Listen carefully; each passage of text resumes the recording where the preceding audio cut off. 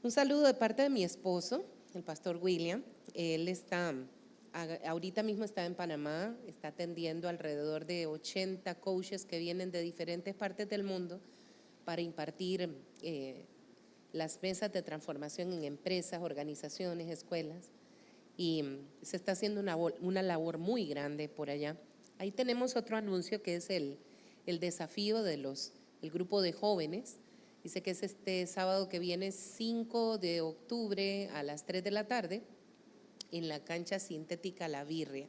Si usted quiere información, acérquese a alguno de los líderes de jóvenes que están para darle esa información.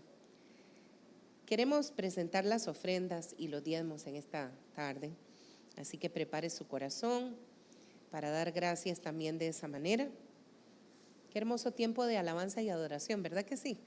Estaba yo con ganas de agarrar el micrófono también y subirme a cantar con los chicos. Presentamos nuestras ofrendas y diezmos delante del Señor, así que pueden ir pasando para luego entonces orar y bendecir las ofrendas.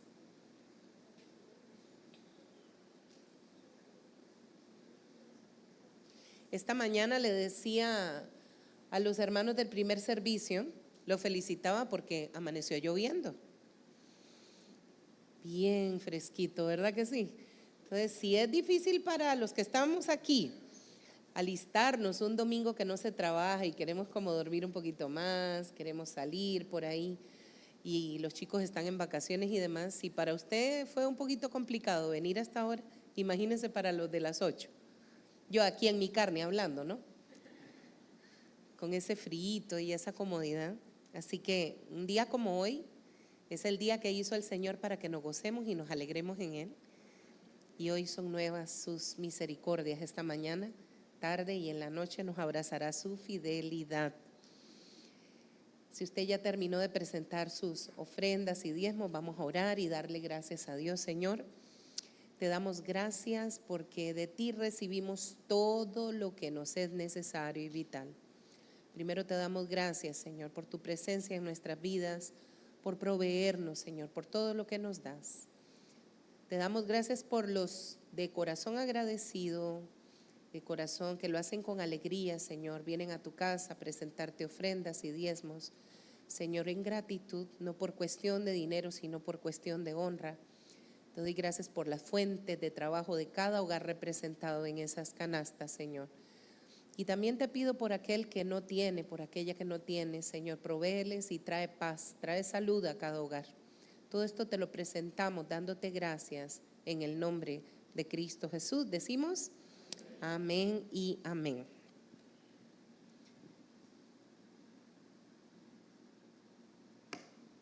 Como decía el video introductorio cuando iba a empezar el mensaje sobre el mes de septiembre, mes de la Biblia, ¿ustedes saben por qué en septiembre aquí en Panamá se celebra el mes de las Sagradas Escrituras?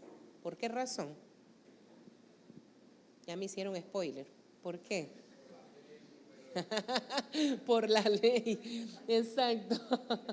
Porque existe una ley que se declaró en el 2007, exactamente en el 10 de julio del 2007, ya hace bastantito, ¿no? Que decretó el mes de septiembre como mes de las Sagradas Escrituras y un día para celebrar lo que es el día 30 de septiembre. Pero a mí me llama mucho la atención la narración, más bien la narrativa de la ley. Mire que dice, en su primera parte, dice que se establece a fin de conservar, divulgar y promover la buena moral cristiana. Sí, pero yo voy más allá. Dice que conservar, divulgar y promover. O sea, usted conserva la palabra, la atesora, la cuida, la ama, la valora, pero también dice que la promueve y la divulga. En otras palabras, predique. Ame la palabra, cuídela en su corazón, atesórela porque es su tesoro más grande, pero luego dice divúlguela.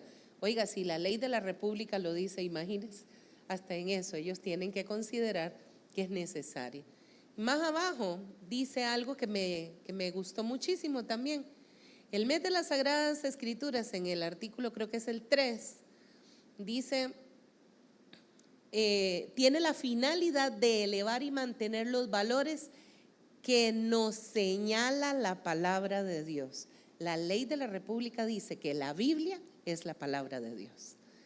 No dice que es una historia, no dice que es un cuento, no dice que son fábulas, dice que es la palabra de Dios. Yo no sé cuántos le dan gracias a Dios por eso, pero yo le doy gracias a Dios porque en este país es una bendición que podamos tener esa celebración.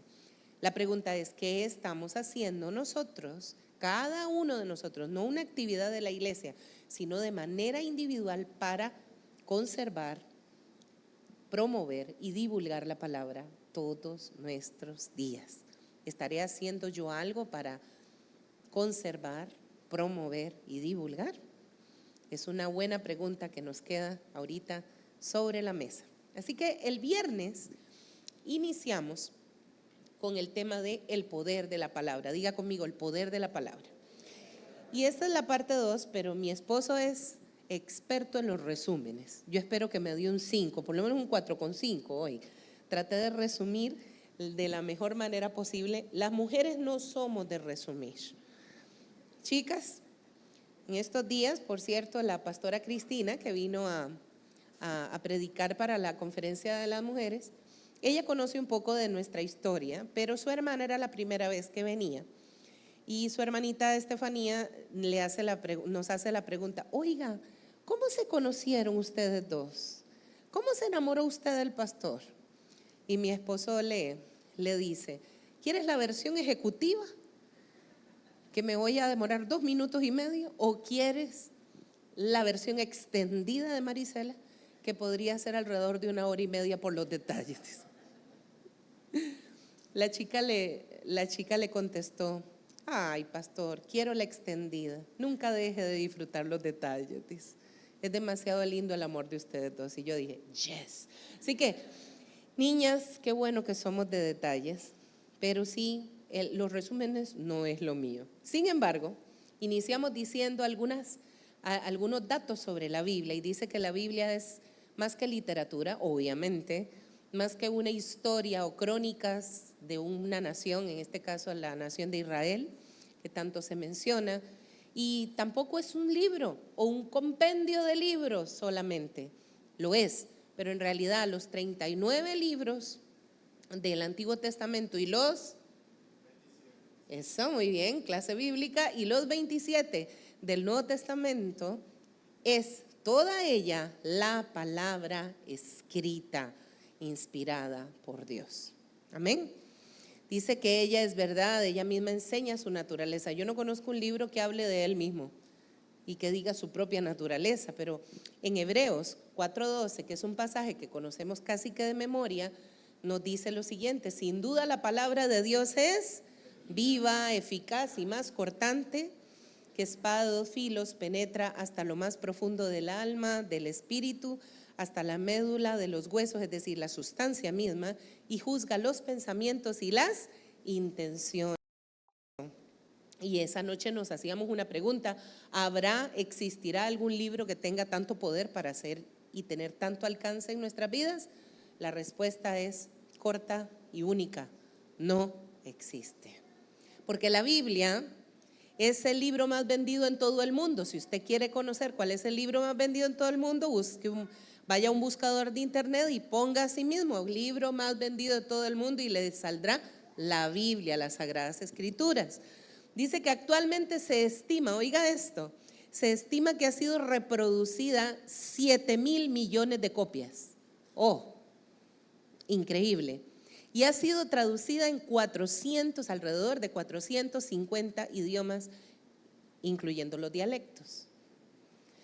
El apóstol Pablo, inspirado por el Espíritu Santo de Dios, le decía a su joven hijo espiritual y pastor Timoteo, en 2 de Timoteo 3, versículos 16 y 17, leámoslo juntos, dice: toda escritura es inspirada por Dios y útil para enseñar, para reprender al hermano, no, al diablo, para corregir y para instruir en justicia, a fin de que el siervo de Dios esté enteramente capacitado para toda buena obra. Se lo parafraseo, le dijo, ¿sabes una cosa, Timoteo? Lo que el Espíritu Santo, el Señor mismo me ha enseñado es que todo lo que vas a aprender de Él, todo lo que vas a leer de Él, te sirve a ti, Timoteo, te sirve a ti, te sirve a ti, José, te sirve a ti, Jennifer. ¿Para qué? Para aprender a enseñar, para reprender, para corregir y para que instruyas en justicia. Y luego le dice, porque tú como siervo de Dios y yo también necesitamos estar enteramente capacitados para todas las buenas obras y los propósitos de Dios. Es decir, que si usted se quiere capacitar para servirle al Señor, tiene que leer la palabra, amarla y ponerla por obra. Amén. También Romanos 10, 17 nos dice lo siguiente. Así que la fe viene como resultado ¿de qué? De oír el mensaje. Y ese mensaje es el mensaje que se oye, es la palabra de Cristo. ¿Por qué? Porque desde Génesis hasta el Apocalipsis, toda la Escritura nos lleva a Cristo, desde principio a fin. Y hablando de esa fe que produce la palabra de Dios, esa fe poderosa que produce la palabra de Dios, el viernes leímos esta hermosa historia narrada en Mateo capítulo 8 del versículo 5 al 13. Para algunos títulos de sus Biblias probablemente dice la fe del centurión, un soldado romano, y en esta versión dice la fe de un oficial romano. Lea conmigo, dice, cuando Jesús regresó a Capernaum, un oficial romano se le acercó y le rogó, Señor, mi joven siervo, que hago la salvedad donde estés así, la traducción del griego quiere decir que le amaba como un hijo, lo había adoptado como un hijo. De hecho, para darles un poquito de contexto, era un joven siervo, no pasaba la edad de los 15 años, según los estudios, y había sido hijo de alguien que trabajaba de los sirvientes de su casa. No sabemos si el centurión había tenido hijos propios o no, pero probablemente este niño había llegado al corazón de aquel oficial, por eso le amaba tanto, ¿sí? Cerramos paréntesis. Él está en cama, paralizado y con terribles dolores. Jesús inmediatamente, ¿qué le dijo? Iré a sanarlo, dijo Jesús. Señor, dijo el oficial, no soy digno de que entres en mi casa. Lea conmigo fuertemente esto que dice ahí. Tan solo pronuncia la palabra desde donde estás y mi siervo se sanará. Lo sé porque estoy bajo autoridad de mis oficiales superiores y tengo autoridad sobre mis soldados. Solo tengo que decir, vayan y ellos van, vengan y ellos vienen. Y si les digo a mis esclavos, hagan esto, lo hacen. Al oírlo Jesús quedó ¿cómo? Asombrado. ¡Wow! Asombrar a Cristo es asombrar a Cristo. ¿Será que no lo vio venir el Señor? No, es que definitivamente la Biblia nos deja unos detalles maravillosos que a veces nos perdemos por pereza y por muchas otras cosas más que vamos a ver más adelante. Queda asombrado, se dirigió a los que lo seguían, en cuenta a los discípulos, y dijo, les digo la verdad, no he visto una fe como esta en todo Israel, incluyendo los chicos, les dijo a los 12. Solo tengo algo aquí, definitivamente, o sea, cuando él le dice, yo tengo algo que es un precedente, este hombre no ha caminado conmigo. Yo no he visto en todo Israel un hombre que tenga una fe parecida a la de este hombre. Hermoso. Y les dijo así, les dijo que muchos gentiles vendrán de todas partes del mundo. ¿Dónde están esos gentiles que vinieron de todas partes del mundo? Del oriente y del occidente, y se sentarán con Abraham, Isaac y Jacob en la fiesta del reino en la fiesta del reino del cielo. Y creemos que iremos al cielo, ¿cierto? y que cenaremos con el Señor en la boda del Cordero y que estaremos sentados con todos estos grandes porque le hemos creído. El Señor se refería a usted y a mí, que sin conocerlo a Él en ese momento ya le habíamos creído. Y luego dice, pero muchos israelitas,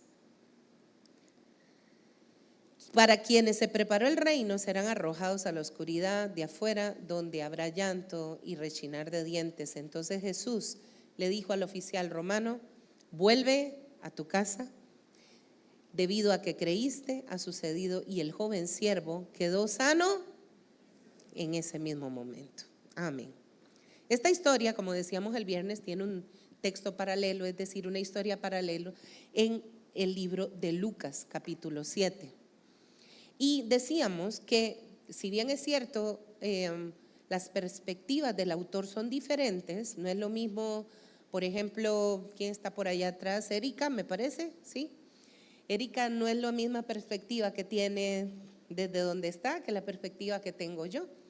Mateo pudo haber escrito basado, dicen algunos estudiosos, meramente en la fe del centurión y las palabras de Jesús. Sin embargo, Lucas, por ser médico, era para los detalles y se fijaba más en todos los contextos culturales que estaban pasando ahí. Lo cierto es que la palabra del Señor no se contradice. El núcleo mismo del mensaje es el mismo. Los detalles solo hacen que se vuelva más rica, ¿sí? Que se vuelva más valiosa para nosotros. Así que si usted quiere leer sobre eso, tiene de tarea leer el capítulo 7 de Lucas, del versículo 1 al 10 para los que están anotando. Volvamos a nuestra historia en Mateo. Aquel hombre era un centurión, que significa que dirigía 100 hombres. Era un hombre en autoridad, no era cualquier soldado, era un oficial, podríamos llamarle capitán también, pero no era un seguidor de Cristo. La Biblia no nos dice que era un seguidor de Cristo, mas sí que creyó en que Dios tenía poder para sanar, en que Jesús tenía poder para sanar a su siervo. Y un dato importantísimo que nos da la palabra es que si examinamos los evangelios, este es el único milagro realizado donde Jesús físicamente no estuvo ahí. ¿Sí? Pensemos en los milagros que el Señor hizo. Desde levantar a Lázaro de entre la muerte, desde sanar a la suegra de Pedro. Algunos los tocó, tuvieron el privilegio de que esas manos divinas los tocaran. Otros los tuvieron de frente.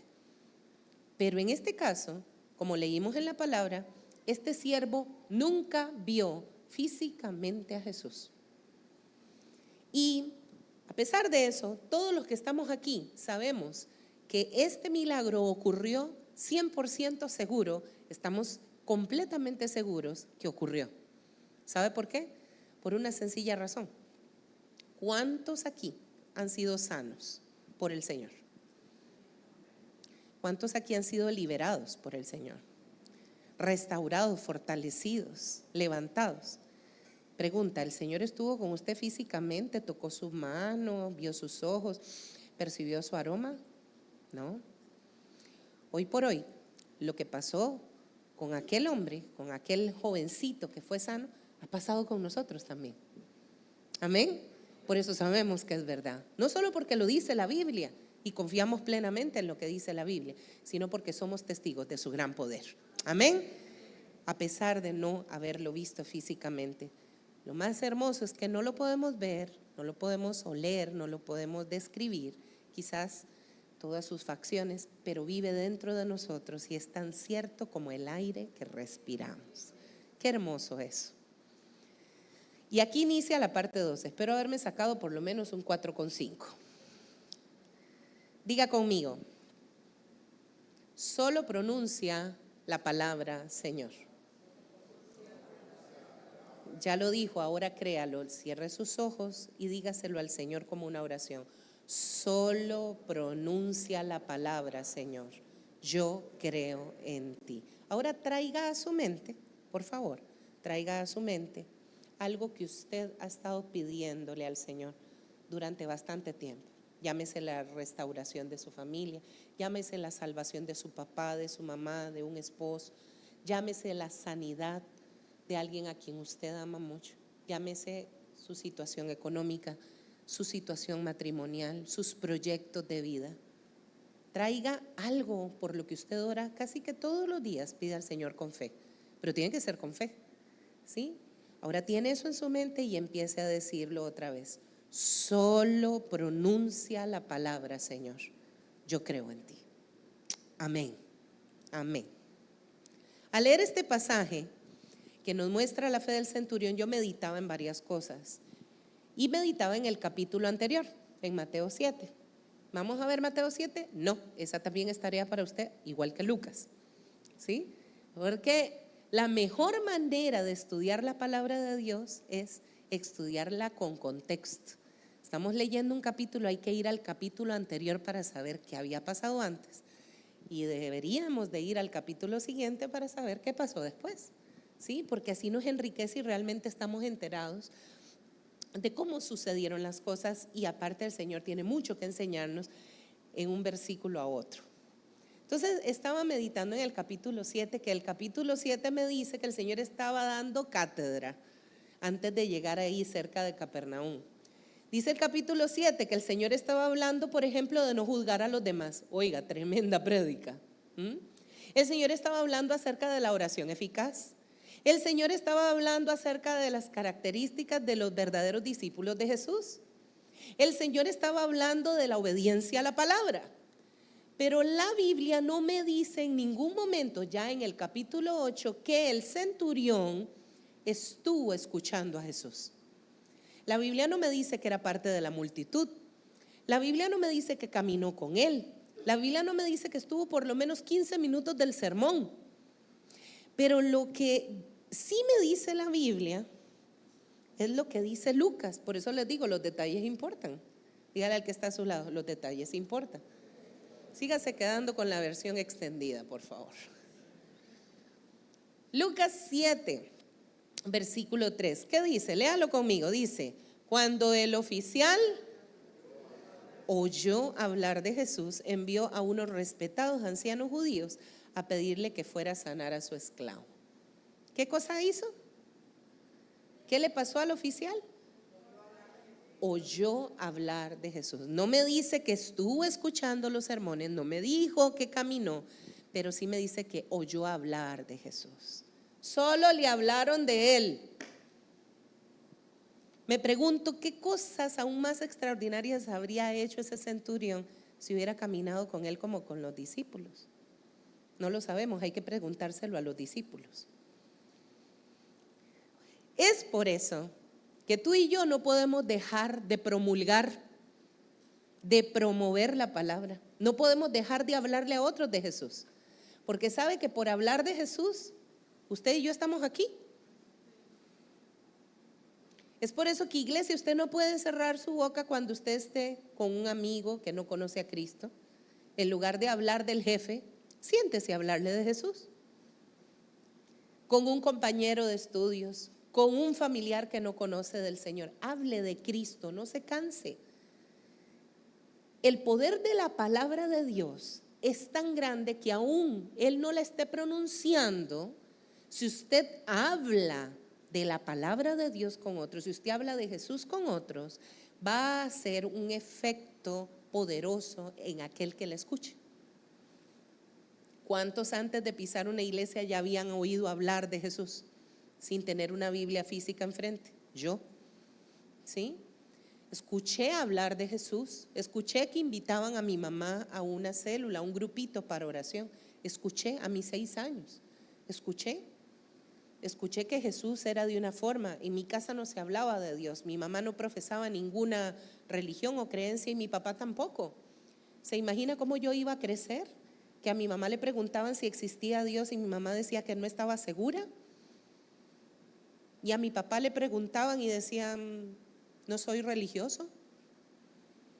A los 6 años alguien le habló de Jesús a mi mamá. Bendita sea esa mujer que le habló a mi mamá de Jesús, porque por causa de eso hoy estoy aquí. Así que, iglesia, no te canses. Dígale al que está a su lado: no se canse de hablar de Jesús. No se canse de contarle a otros lo que Él ha hecho.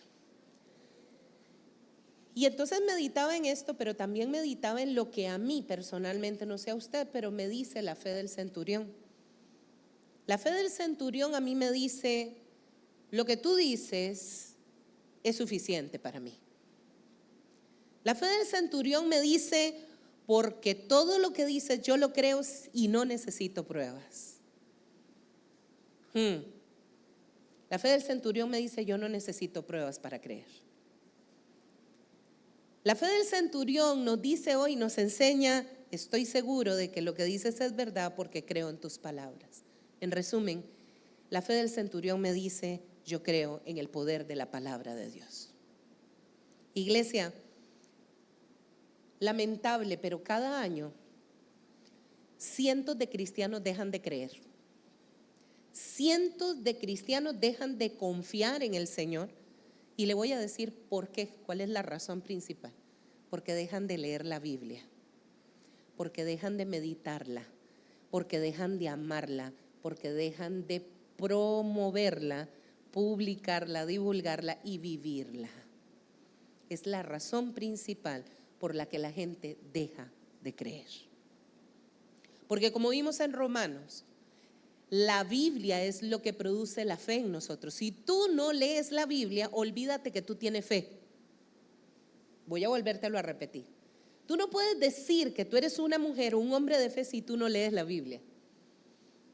Tú tienes momentos de confianza, mas no fe. Esto está pesado, ¿no? Pero es así. Si tú no estudias la palabra, si no te alimentas, si no te nutres de la palabra, un día crees, otro día no. Un día sientes, otro día no sientes. Un día estás completamente seguro, al día siguiente no tanto. Porque solo la palabra nos lleva a la revelación de la verdad del Señor. Y muchos empiezan en este tema de consumir literatura filosófica. Sí. Aún en la iglesia del Señor, actualmente en el cuerpo de Cristo se está filtrando este tipo de cosas. ¿Sabe que ya no leen la palabra, sino que compran libros de alguien que escribió? No, pero es que esta persona es cristiana. Sí, pero te enseña confesión positiva, pero te enseña la ley de la atracción, el secreto. Te enseña estoísmo, te enseña meditación, energía, esto, lo otro. ¿Sí? He escuchado mucho de eso ya. Escucho cristianos de las iglesias diciendo, hey, manifiesto. Oiga, manifiéstate en obediencia a la palabra. ¿Sí? Esto de que yo atraigo, yo arrebato, yo tomo porque es mío, porque soy el rey del universo, soy He-Man. Algunos no saben quién es He-Man, ya estamos en unas edades donde He-Man sí aparece acá. Pero bueno, en fin. Estas corrientes filosóficas se van metiendo en nuestro vocabulario. Empezamos a leer cosas y preferimos pasar tiempo leyendo este tipo de corrientes, este tipo de filosofías y literatura, porque es más fácil leer los 7 pasos para la conquista, los 5 pasos para ser exitoso, los 3 pasos para que todo lo bueno llegue a ti, para que atraigas lo bueno. Es más fácil eso que cultivar una relación de dependencia de la palabra, una relación con el Espíritu Santo que te lleve a experimentar el poder de la palabra en tu vida. Es más fácil leer un librito que me haga sentirme bien a tener que exponerme a la luz de la palabra que me va a cortar y me va a mostrar mi verdadera condición. Prefieren poner su confianza en lo que el mundo y las corrientes del mundo están ofreciendo. ¿Sabe por qué? Para satisfacer su ego, sus necesidades, sus deseos, sus anhelos, nada más que su ambición. Sí, que cultivar esa relación de fe eterna con el Señor. Así que en esta misma línea, quiero mostrarles el siguiente pasaje. Vamos a Juan, capítulo 14, del 8 aproximadamente al 11 vamos a leer. Dice así: le dijo Felipe: Señor, muéstranos al Padre y nos basta. Jesús le dijo: tanto tiempo he estado con ustedes, Felipe, y no me has conocido. El que me ha visto al Padre. ¿Cómo pues dices tú, muéstranos al Padre? ¡Wow! Mire, hemos leído separadamente estas dos historias porque no quedan a la par. No es como decir Mateo 8, ¿verdad? No quedan al lado. He leído separadamente estas historias, pero una es una contradicción de la otra, ¿saben? Es decir, miren,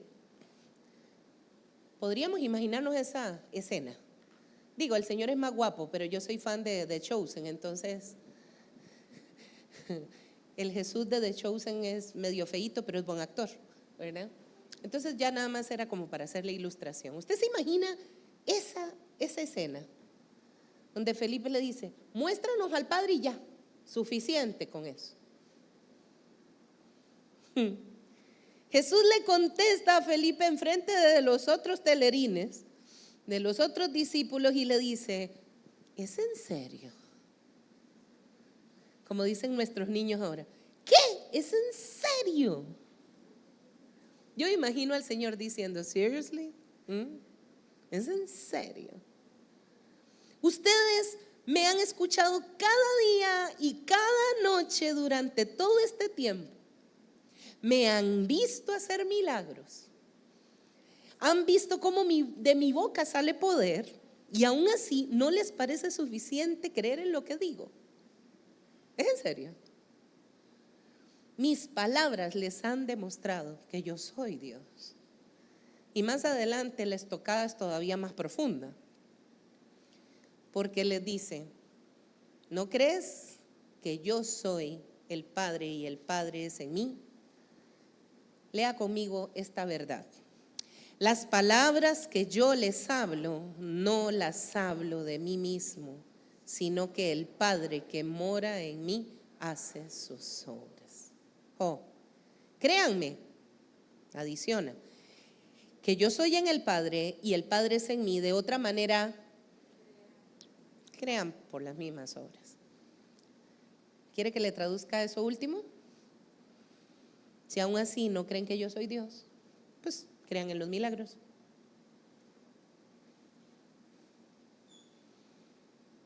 Wow. La pregunta de Felipe revela mucho de la condición en la que está gran parte de la iglesia hoy por hoy. Quieren ver cosas asombrosas. Quieren ver que el cielo se abra y que les diga: ustedes son mis hijos amados en cuales yo tengo complacencia. No. Quieren ver prodigios. Quieren ver tantas cosas que les prueben que hay un Dios, porque el mundo dice que no hay Dios. Porque el mundo dice que tú y yo somos pequeños dioses. Entonces necesitamos pruebas. Aún en la iglesia de Dios, por no amar la palabra, por no desarrollar el poder de la palabra de Dios en nosotros, hemos caído muchas veces en este tipo de cosas. La principal forma, iglesia, que Dios habla hoy a su pueblo es a través de su palabra. Esa es la principal vía. Si usted crea la palabra solo cuando se la dice un profeta, usted está mal. Si usted crea la palabra solo cuando se la dice el pastor aquí en el altar, solo al pastor le cree, pero no saca tiempo para hacer suya la palabra de Dios en su devocional, usted está mal. Sí, el pastor, la pastora y los que están aquí hablan de parte de Dios con temor y temblor, pero las palabras de un hombre y de una mujer no superan en nada los tiempos con la riqueza, el tiempo devocional que tú y yo podemos estar experimentando en la palabra de Dios.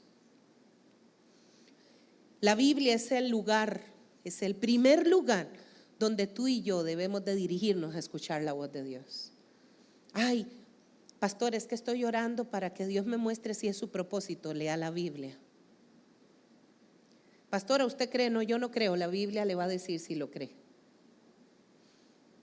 Usted puede ir por consejo, pero usted no puede poner su confianza más en un hombre o una mujer que lo que la palabra le revela. Porque la palabra de Dios, aunque fue escrita hace muchos años atrás, está presente para usted hoy y conoce tus necesidades hoy, se revela y la palabra misma sabe lo que estás pasando. Porque la palabra de Dios es Dios mismo hablando.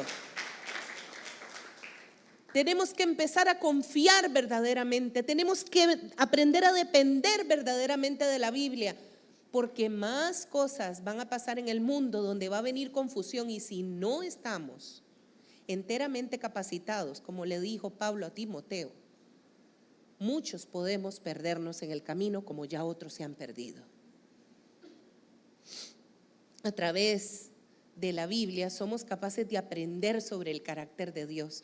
Ay, es que yo quisiera saber cuál es la voluntad de Dios. No solo vas a saber su voluntad, vas a saber cómo es Dios, cómo actúa, qué le gusta, qué no le gusta. ¿Cómo lo sabes? Porque el pastor dice no, porque mi líder dice no, porque tú te vas a dar el chance de conocerlo, te vas a dar ese privilegio, esa oportunidad de conocerlo a través de la Escritura. Lo que les estoy diciendo, iglesia, probablemente lo han escuchado muchas veces, pero una vez más el Espíritu Santo de Dios le dice a esta iglesia: deleítense en la palabra de Dios. Ahí está el éxito que tanto quieres, la paz que tanto quieres, la sanidad que tanto quieres. No busques al Señor solo por los beneficios, busca al Señor porque Él es digno de ser buscado. Busca al Señor porque Él es digno de ser servido. Busca al Señor porque solo Él es digno de ser honrado, de ser amado, de ser exaltado. Amén. La Biblia, la palabra escrita de Dios para nosotros, es poderosa. ¿Cuántos dicen amén? Porque a través de ella recibimos fe y propósito. Yo quiero que el Señor me muestre cuál es mi propósito en la vida. Lea la Biblia. La palabra le va a mostrar. Y actúa en nuestras vidas cuando desarrollamos una relación. ¿Y una qué? Dependencia. ¿Sabe cómo? Como la dependencia que tiene un niño pequeño de su madre, de su padre, o el hambriento del alimento. Es que si usted tiene hambre es cosa seria, o solo a mí me pasa. Hace un rato se me había olvidado desayunar y yo vi como que en el segundo servicio estaba yo como viendo doble a ciertas hermanas por aquí. Yo dije, no es que están engordando, es que las estoy viendo doble. Cuando uno tiene hambre, uno tiene una necesidad. Pero resulta que la necesidad de algunos creyentes se le da cada domingo de comer. O sea, no comen en todo el día. Comen el domingo de la pantalla. ¿Sí? ¿Me estoy dando a entender? Si usted no está comiendo, usted está desnutrido espiritualmente. Si usted no ha verdaderamente desarrollado una dependencia en la palabra, usted puede pasar un día, 2 días, una semana, meses sin abrir la Escritura. Ay, es que se me olvidó, no traje la Biblia, pero si anda su celular. Usted a veces se olvida de usted mismo, pero no se olvida del celular. Usted se puede dejar usted mismo en la casa, pero el celular no lo deja. Entonces la palabra está hasta en aplicaciones, está a un clic para que usted la consuma, y aún así no lo hacemos. Pero sí consumimos Netflix, pero sí consumimos YouTube, pero sí consumimos TikTok, pero sí consumimos las novelas, es decir, las novelas. Pero sí consumimos llamadas telefónicas kilométricas de las comadres y los compadres con alguna información trascendental. Iglesia, nos están hablando alto y claro. ¿Por qué no haces un ejercicio? ¿Cuánto tiempo le dedicas a la Biblia al día, a la semana, al mes? ¿Y cuánto tiempo le dedicas al Xbox? ¿Cuánto tiempo le dedicas a las salidas con amigos a comer, al cine, al deporte? Y hay gente que hasta tos le dio. Hay algunas miraditas ahí, esposos con esposas y viceversa. Y hay fuego cruzado en este momento. ¿Sabe por qué? ¿Por qué nos da risa? Porque nos pasa. Pasa en las películas, pasa aquí en la iglesia. El viernes yo les hablé acerca del poder de la palabra, haciendo una ilustración de un chico de 16 años. ¿Quién tiene 16 años aquí? De convertido tú, pero ¿quién? Tú tienes 16, mi amor, ponte de pie. Él parece además porque él es grandote, pero vea, ese niño tiene 16, véalo, saludando. Ese niño tiene 16 años, gracias mi amor, gracias. Muchachito así como él. Había una campaña en un lugar y sencillamente él escuchó: todos estamos destituidos de la gloria de Dios, porque todos pecaron. Y él dijo: ay, yo también voy para el mismo infierno, porque ya no se predica del infierno. Qué extraño, ¿por qué? La Biblia no nos lo deja de mencionar. La paga del pecado es muerte, y es muerte y condenación. Y aquel niño entró: oiga, esto no está bien, estoy muy joven para morir y estoy condenado. Y les comentaba yo que ese chico le prometió a Dios esa misma noche, cuando se convirtió a él y le entregó su corazón, servirle todos los años de su vida. Y así lo hizo. Llegó a predicarle a más de 215 millones de personas a través de televisión, videos, campañas. Fundó una gran empresa de filantropía que ayudan a países vulnerables en áreas de salud, de educación, países que han sido azotados por el hampa, por la delincuencia, por la maldad, por desastres naturales. Y ese hombre es Billy Graham. Fue, pero su legado sigue presente. Un legado increíble, con un testimonio intachable, porque le creyó a Dios y escuchó la palabra a sus 16 años. Iglesia, yo quiero regalarles estas preguntas que me hice primeramente yo. Y como me las hice, o más bien el Espíritu Santo me llevó a hacerlas, se las voy a dejar a usted. Y la primera dice: ¿estamos siendo testigos del poder de la palabra de Dios en nuestras vidas? ¿De qué manera? ¿Cómo lo sabemos? ¿Estamos desarrollando una relación de fe y dependencia con la palabra de Dios? Hágase ese autoexamen y ponga del 1 al 10, del 1 al 5. Autoevalúese esta tarde. ¿De qué nos estamos alimentando espiritualmente hablando? ¿De libros? ¿De redes sociales?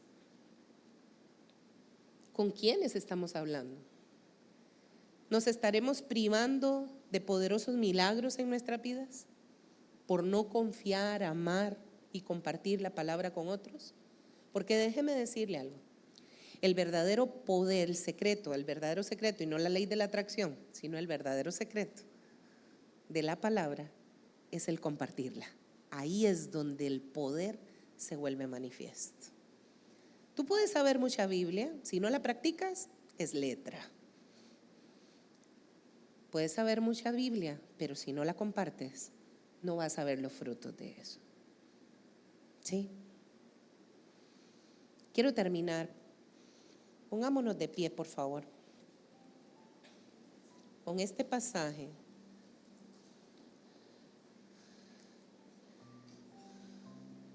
Santiago, inspirado por el Espíritu Santo, nos dice lo siguiente.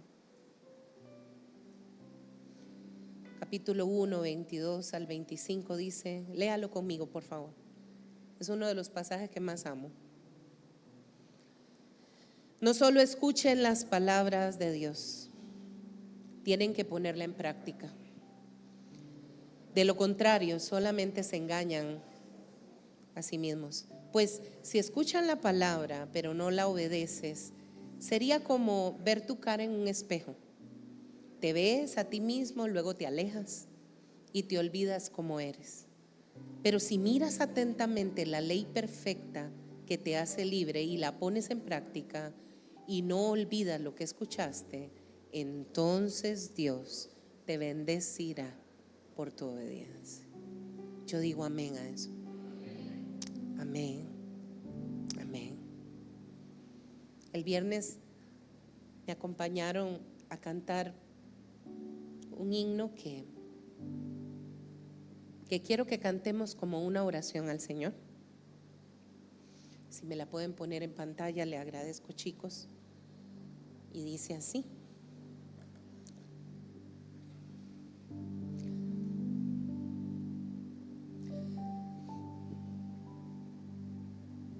tu palabra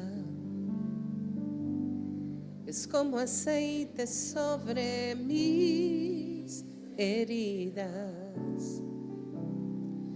es el agua en el desierto y el calor en el invierno.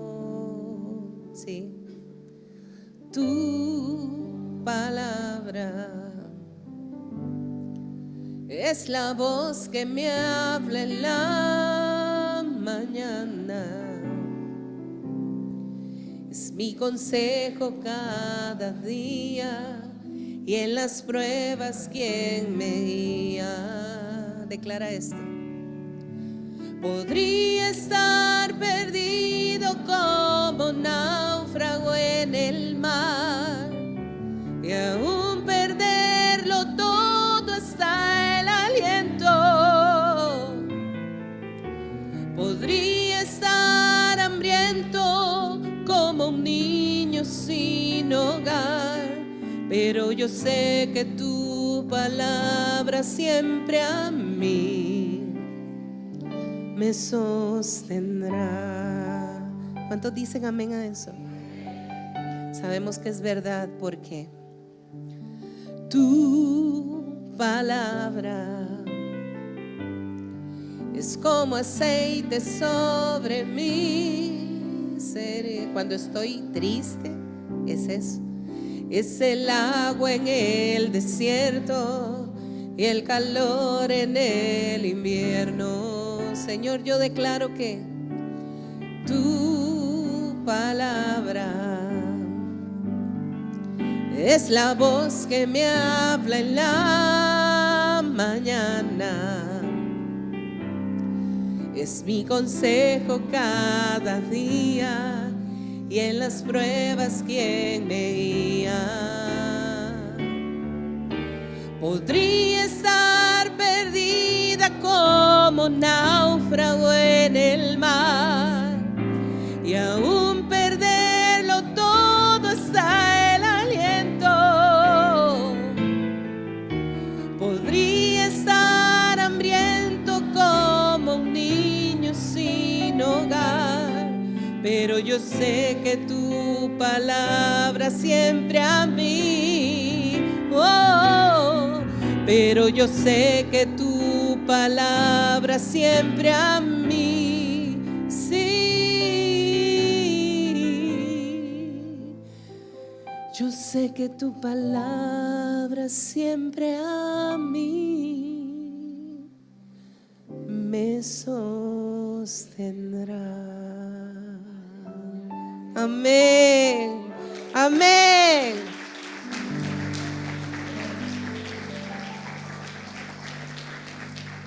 Antes de salir despedidos, quiero animarlo a algo.